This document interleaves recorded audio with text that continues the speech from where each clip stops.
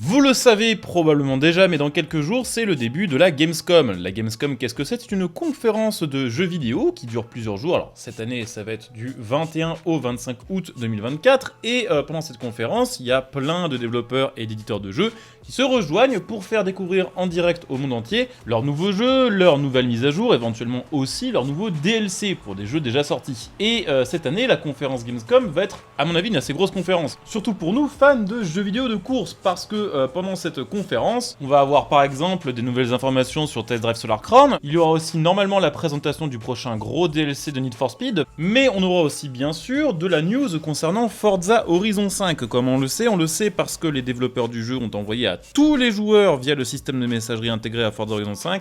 un petit message expliquant que Forza Horizon 5 et la team Playground Games, les développeurs du jeu, seraient donc bien présents lors de la Gamescom. Et depuis, plusieurs insiders ont relancé les rumeurs comme quoi Forza Horizon 5 arriverait sur PlayStation 5 très bientôt et que ce serait révélé pendant cette conférence de la Gamescom. J'avais donc aujourd'hui envie de faire tout simplement un petit point là-dessus parce que ça fait vraiment plusieurs fois qu'on entend des rumeurs de la sorte et des deux côtés, il y a des très bons arguments, que ce soit du côté des joueurs qui pensent que le jeu va arriver sur PS5 et du côté des gens qui pensent que jamais de la vie Forza Horizon n'arrivera sur PS5. Je vous propose donc de faire le point sur le sujet. On va parler un petit peu des arguments des deux camps et puis on va essayer de voir ensemble si, oui ou non, Forza Horizon 5 a une chance d'arriver sur PS5. Donc c'est le sujet de la vidéo d'aujourd'hui. Sachez quand même pour info que cette conférence de la Gamescom, je vais la streamer. Alors je ne streamerai pas toutes les conférences parce qu'il y en a beaucoup, il y en a toute la journée et clairement je vais pas streamer toute la journée, mais je vais au moins streamer les grosses conférences du soir, dont la première, l'ouverture de la Gamescom, qui est en général tout simplement la plus grosse conférence de la Gamescom.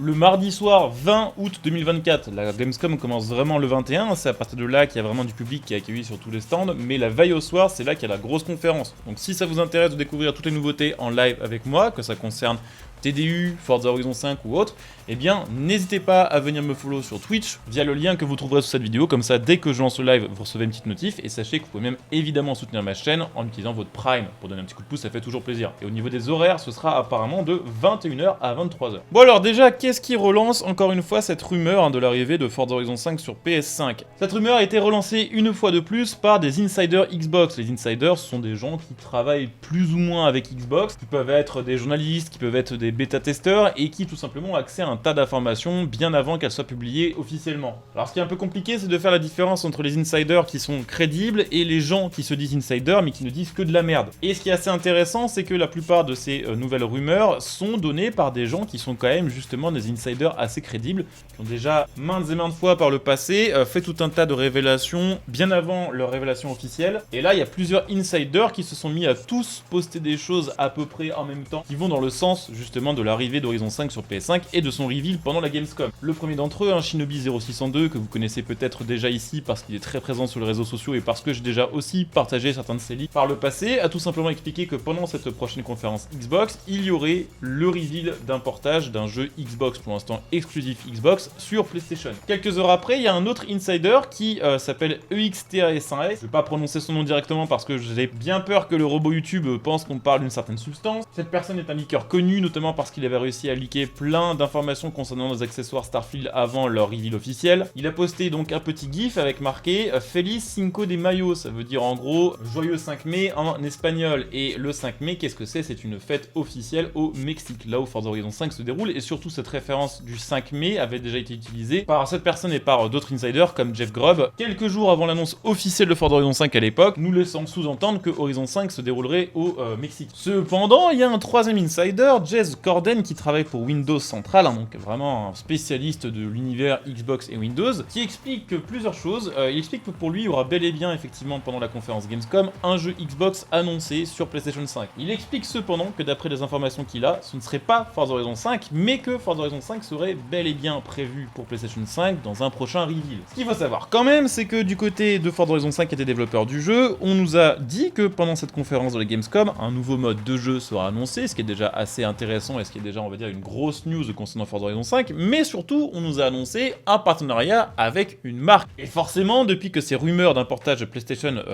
s'amplifient, beaucoup pensent que cette marque, ce serait tout simplement Sony, et que ce serait l'annonce d'un partenariat avec Sony pour un portage Forza sur PlayStation. Maintenant, il faut essayer de voir les choses de manière un peu plus large, en se disant que si Xbox partage cette exclusivité sur PlayStation, c'est que Xbox a un intérêt, mais que Sony a aussi un intérêt. Quel serait l'intérêt de Sony de laisser Forza arriver sur PlayStation, sachant que Sony a son propre jeu de course, Gran Turismo. Bon, ça vous aura pas échappé que Gran Turismo c'est un jeu de course sur circuit et que Forza Horizon c'est un open world, et que justement, même si une rumeur existe depuis des années comme quoi Polyphony travaillerait sur un jeu de course open world, à l'heure actuelle, il n'y a aucun jeu de course open world officiellement développé par Sony. Et même si The Crew Motorfest existe ainsi que Need for Speed Unbound, et très bientôt Test Drive Limited Solar Crown, il n'y a rien de comparable en termes de budget qui existe sur PlayStation à un Forza Horizon 5. On pourrait donc se dire que l'intérêt de Sony pour accepter qu'un concurrent arrive sur sa machine, ce serait de combler un espèce de vide entre guillemets pour que les joueurs PlayStation puissent jouer à un Forza sans acheter une Xbox et sans rentrer dans l'écosystème Xbox. Ce qu'il faut se dire, c'est que Sony et Xbox n'ont absolument pas les mêmes stratégies en ce qui concerne l'avenir de leur console, et que Sony veut faire un maximum de choses pour garder les joueurs sur sa propre plateforme. Ils n'ont pas envie que vous achetiez une Xbox pour découvrir Forza Horizon par exemple, mais que vous décidiez de jouer à d'autres jeux sur la Xbox parce qu'au final vous vous rendriez compte que c'est plutôt une bonne console et sur laquelle il y a d'autres exclusivités de jeux. Sony aurait donc un intérêt financier à accepter ce genre de partenariat sur le long terme. Du côté du Xbox, je vous le disais, la stratégie est totalement autre. On l'a appris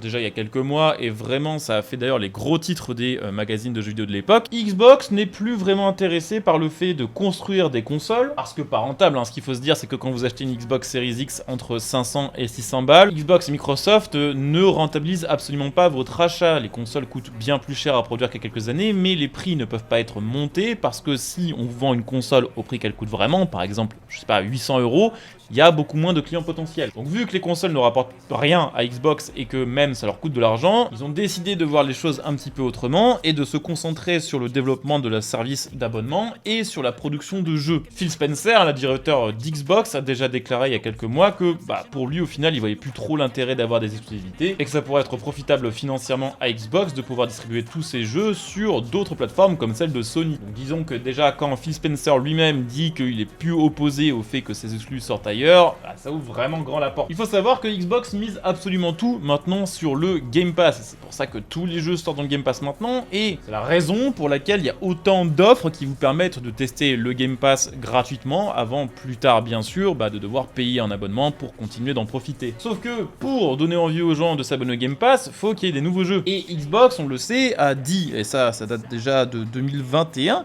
que les gros jeux, donc les gros AAA de Xbox, allaient prendre beaucoup plus de temps à être développés et allaient avoir des beaucoup plus gros budgets, ce qui veut dire que in fine, il y aura forcément moins de grosses exclus qui sortiront dans le Game Pass, ou en tout cas beaucoup moins rapidement. Il leur faut donc, en attendant que de nouveaux gros jeux sortent du côté d'Xbox qui attireront les nouveaux abonnés par dizaines de milliers, trouver une autre source de revenus et une autre source de profit. Et effectivement, ça peut paraître assez logique de se dire que Xbox pourrait vouloir tout simplement mettre ses gros nouveaux jeux dans le Game Pass Day One, se garder une période d'exclusivité de 1 à 2 ans, et ensuite re-rentabiliser la sortie du jeu en faisant un portage sur une autre console. Horizon 5 à sa sortie a tout simplement battu tous les records, ça a été l'un des jeux ayant eu les meilleurs lancements du côté de chez Xbox de tous les temps, et c'est un jeu qui a converti énormément de joueurs au Game Pass. Mais le prochain Forza Horizon, et donc le prochain gros pic de joueurs sur le Game Pass lié à Forza Horizon, n'arriverait pas avant plusieurs années. On a déjà parlé dans une autre vidéo, Forza Horizon 6 ne semble pas être pour cette année, il ne semble pas être non plus pour l'année prochaine, mais peut-être bel et bien pour 2026. Il est donc sorti depuis 3 ans maintenant, on serait à peu près à la moitié de sa durée de vie, et on pourrait se dire que ce serait assez intelligent de la part de Xbox de se dire qu'elle pourrait re-rentabiliser le jeu en sortant maintenant sur PlayStation 5. Ce serait vraiment tout bénef pour tout le monde, ce serait tout bénef pour Sony, ce serait tout bénef pour Xbox,